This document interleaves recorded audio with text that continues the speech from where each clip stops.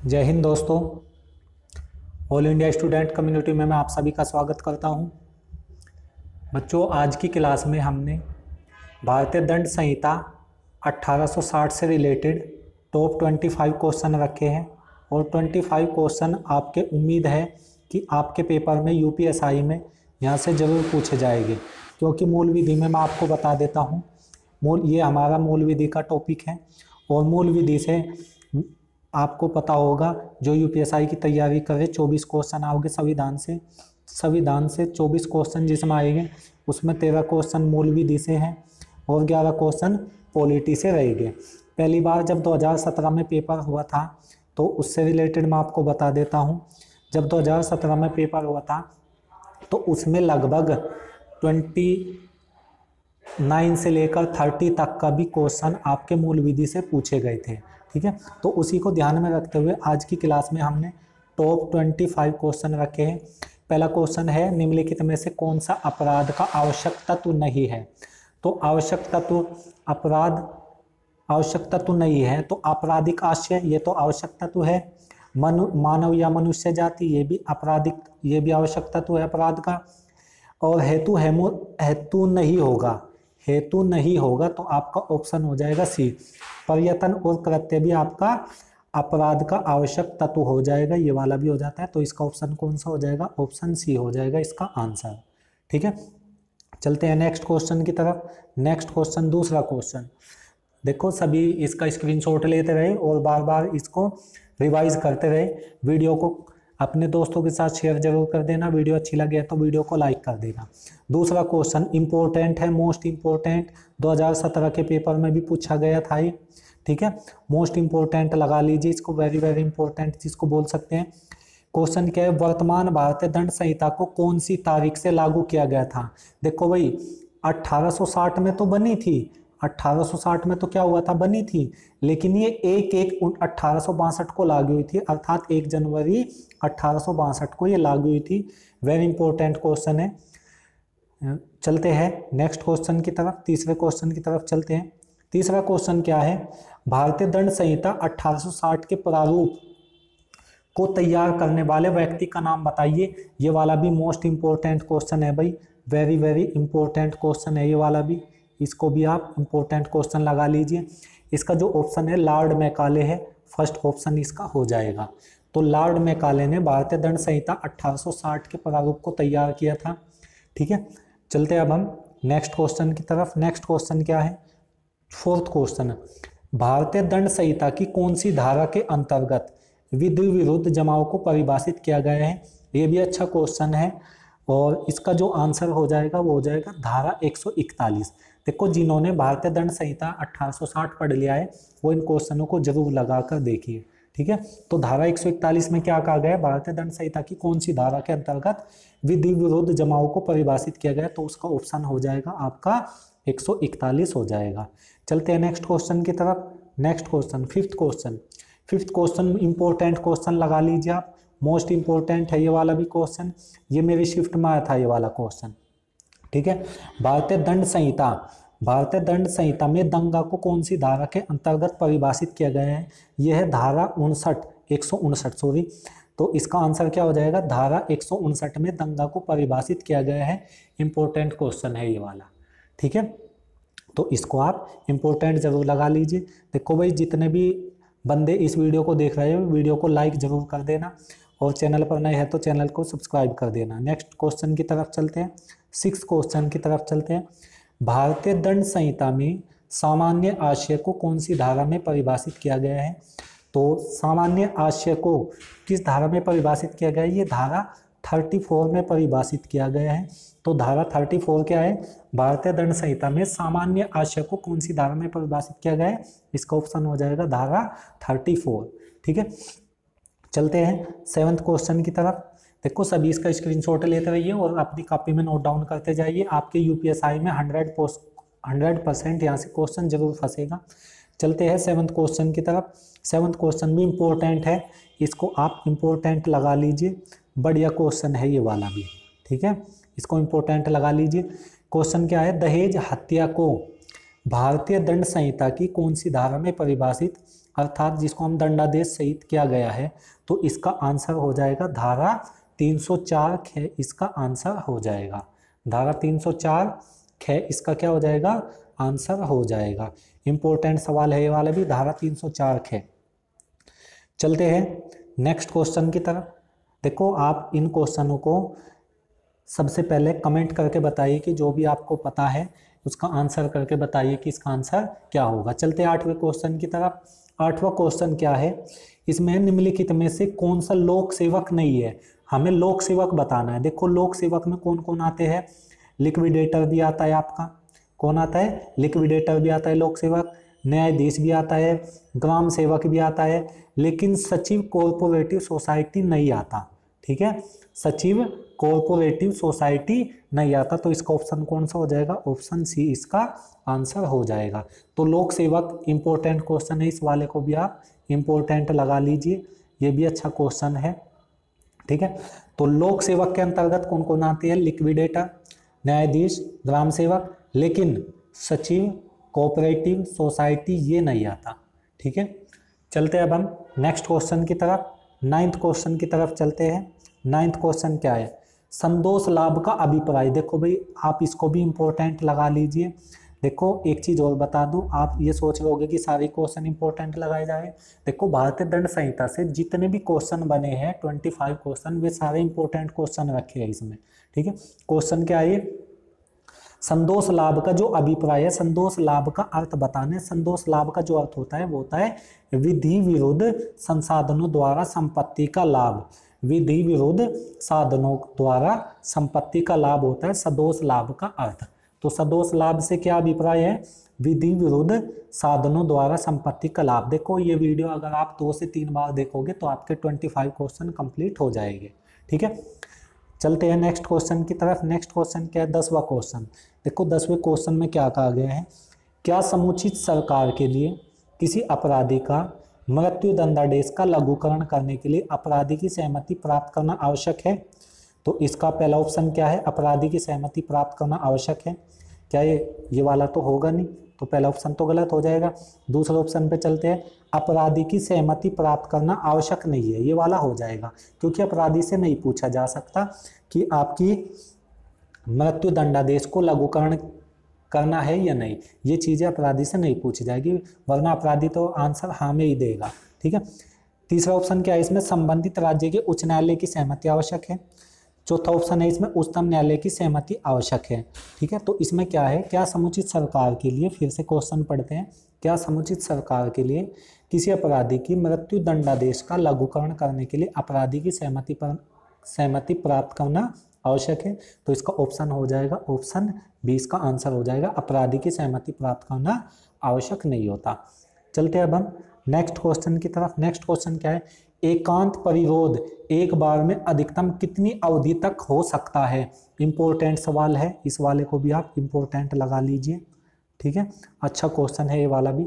एकांत परिरोध एक बार में अधिकतम कितनी अवधि तक हो सकता है, तो इसका आंसर आप कमेंट के माध्यम से बताइए। इसका आंसर हो जाएगा 14 वर्ष। जो एकांत परिरोध होता है वो एक बार में अधिकतम कितनी अवधि तक हो सकता है, 1 साल 2 महीने तक हो सकता है।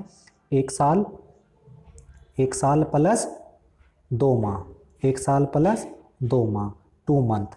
ठीक है, तो टोटल कितने महीने हो गए, 14 दिवस। ठीक है, सॉरी ये बार 14 महीने नहीं, 14 महीने नहीं, ये 14 दिन होता है, 14 दिन का हो सकता है, सॉरी। तो इसका जो ऑप्शन होगा वो 14 दिवस का होगा, 14 दिन होता है ये। ठीक है, 14 माह नहीं होता, वो 14 दिवस होता है, 14 दिन होता है। ये क्वेश्चन भी आप इंपॉर्टेंट लगा कर रखिए।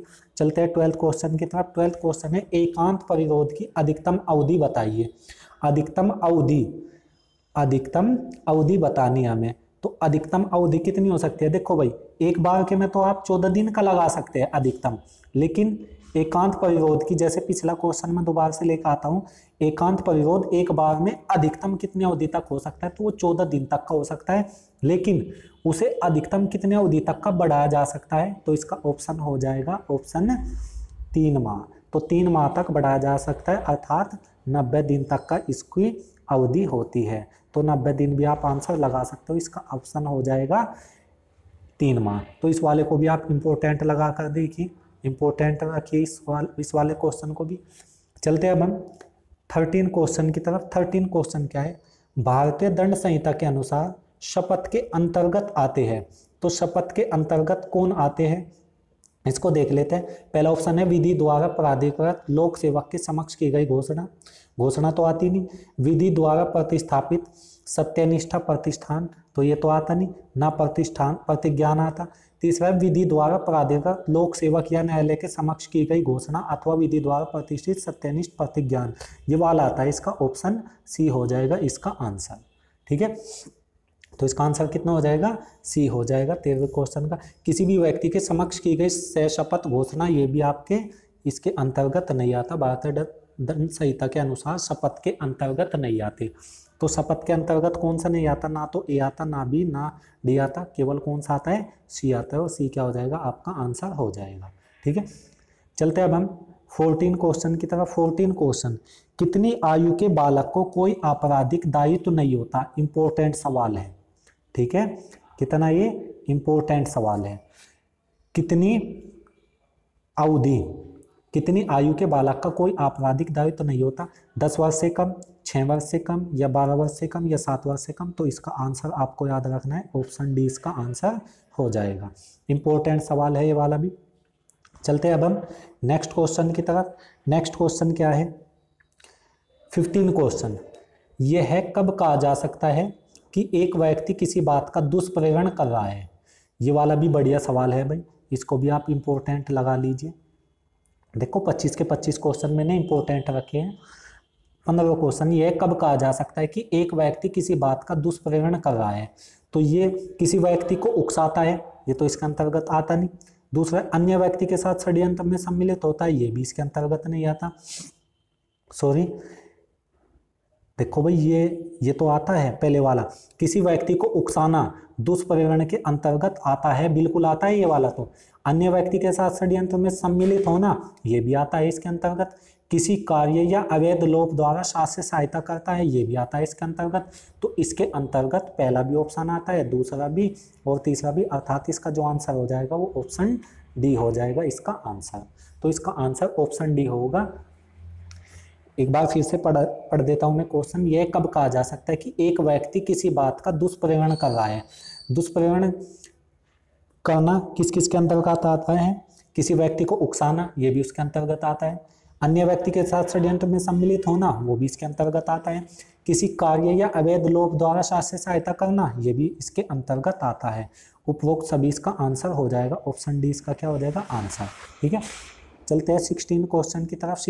16 क्वेश्चन क्या है, भारतीय दंड संहिता में किस अपराध को करने के प्रयत्न को अपराध माना गया है। ठीक है, अपराध माना गया है, तो इसका आंसर भी क्या हो जाएगा, डी हो जाएगा। क्योंकि हत्या करना, किसी की हत्या करना, वो भी अपराध की श्रेणी में आता है। आपराधिक मानववध, ये भी अपराध की श्रेणी में आता है। आत्महत्या करना, ये भी अपराध की श्रेणी में आता है। और आत्महत्या कौन से धारा में है, 307 धारा में। इसके अंतर्गत आपको 1 साल तक की सजा हो सकती है, जुर्माना, या दोनों हो सकते हैं। तो इसका आंसर क्या हो जाएगा, ऑप्शन डी हो जाएगा। ठीक है, ऑप्शन डी क्या हो जाएगा, इसका आंसर हो जाएगा। क्योंकि भारतीय दंड संहिता में किस अपराध को करने के प्रयत्न को अपराध माना गया है। हत्या करने का प्रयत्न कर रहा हो कोई, उसको भी अपराध। देखो, अगर उसने हत्या कर ली, कंप्लीटली आत्महत्या कर ली अगर उसने, तो फिर अपराध नहीं माना जाएगा। ठीक है, लेकिन अगर आत्महत्या करते वक्त बच गया, तब क्या माना जाएगा, ये अपराध माना जाएगा। और उसको 1 साल की सजा हो सकती है, या जुर्माना, या दोनों हो सकते हैं। तो इसका आंसर हो जाएगा ऑप्शन डी। चलते हैं 17 क्वेश्चन की तरफ। 17 और 18 क्वेश्चन दोनों एक साथ आ गए। देखो 17 क्वेश्चन क्या है, भारतीय दंड संहिता के अंतर्गत कौन से अपराध को करने के प्रयोजन से एकत्रित होने मात्र के लिए 7 वर्ष तक की कठोर कारावास और जुर्माने का प्रावधान है। देखो भाई, अगर आप डकैती करते हो कहीं पे, तो आपको 7 वर्ष तक की कठोर कारावास और जुर्माने का प्रावधान है। तो डकैती के अंतर्गत क्या क्या आता है, अगर आप कहीं पर डकैती डालते हो तो उसके लिए क्या सजा है, 7 वर्ष तक के कठोर क्या है, कारावास या जुर्माना, या दोनों हो सकता है। तो इसका ऑप्शन कौन सा हो जाएगा, 17 क्वेश्चन को हो जाएगा 17वां सी हो जाएगा, डकैती। चलते हैं 18वें क्वेश्चन की तरफ। 18वां क्वेश्चन क्या है, निम्नलिखित में से क्या राजद्रोह का सार है। राजद्रोह का जो सार होता है वो होता है हमारा आशय, ना तो अपराधी को लाभ पहुंचाना, ये राजद्रोह में नहीं आता, परिणाम भी नहीं आता, ठीक है, और दोनों आशय तथा परिणाम ये भी नहीं आता।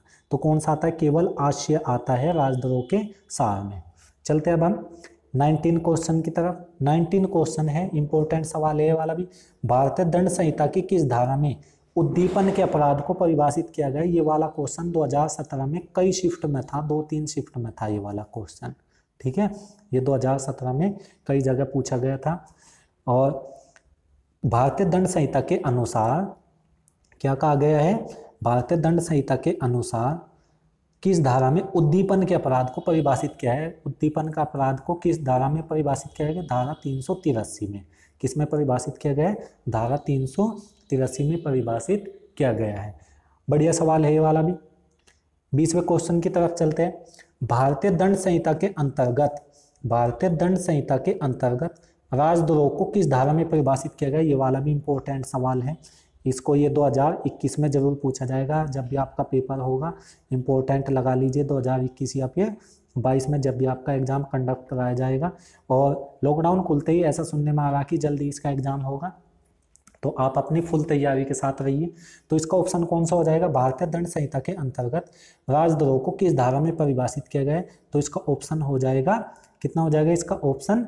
धारा 124 कै के अंतर्गत इसको परिभाषित किया गया है। राजद्रोह को किस में परिभाषित किया गया है? धारा 124 कै में, ठीक है। तो इसका ऑप्शन कौन सा हो जाएगा?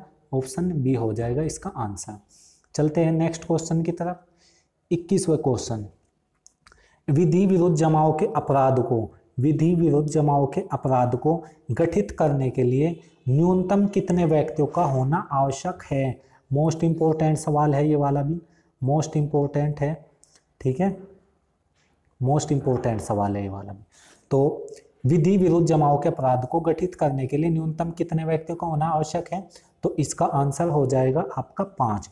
ये वाला आपको याद रखना है, 5 हो जाएगा। विधि विरुद्ध जमाव के अपराध को गठित करने के लिए न्यूनतम कितने व्यक्ति का होना आवश्यक है?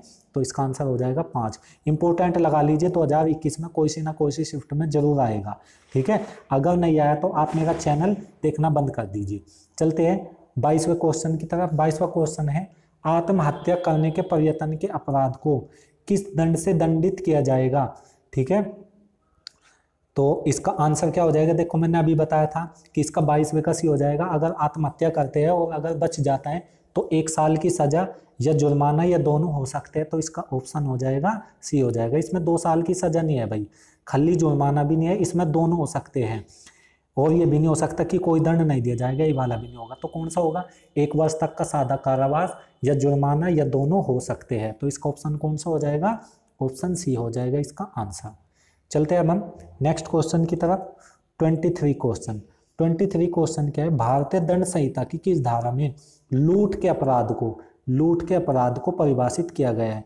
तो लूट के अपराध को किस धारा में परिभाषित किया गया है? तो धारा हो जाएगी 390। धारा 390 में लूट के अपराध को परिभाषित किया गया है।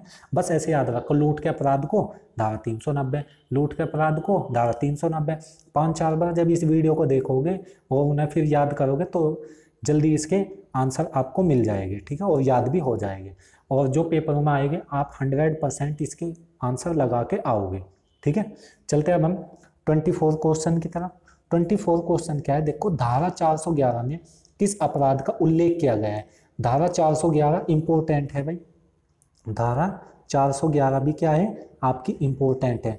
धारा 411 में चोरी या फिर चुराई हुई संपत्ति, ये भी नहीं, चुराई हुई संपत्ति को बेईमानी से प्राप्त करना या रखना, ये रखा गया है धारा 411 में। तो धारा 411 में क्या है? चुराई हुई संपत्ति को बेईमानी से प्राप्त करना या फिर रखना, ठीक है। ये क्या होता है? ये आता है हमारा धारा 411 के अंतर्गत आता है। चलते अब हम 25 क्वेश्चन की तरफ। 25 क्वेश्चन क्या है? भारतीय दंड संहिता की कौन सी धारा में हत्या को परिभाषित किया गया है? भारतीय दंड संहिता की कौन सी धारा में हत्या को परिभाषित किया गया है? धारा में हत्या को परिभाषित किसके अंतर्गत किया गया है? तो इसका ऑप्शन हो जाएगा धारा 300 के अंतर्गत। क्या हो जाएगा इसका? धारा 300 के अंतर्गत हत्या को परिभाषित किया गया। इंपॉर्टेंट सवाल है ये वाला भी, आप इस क्वेश्चन को भी इंपॉर्टेंट लगा लीजिए, अच्छा क्वेश्चन है ये वाला भी, ठीक है। तो आज की वीडियो में हमने 25 क्वेश्चन रखे थे और उम्मीद करता हूँ कि ये क्वेश्चन आपको अच्छे से समझ में भी आए होंगे। वीडियो अच्छी लगी है तो वीडियो को लाइक कर देना और चैनल पर नए हैं तो चैनल को सब्सक्राइब कर देना। धन्यवाद।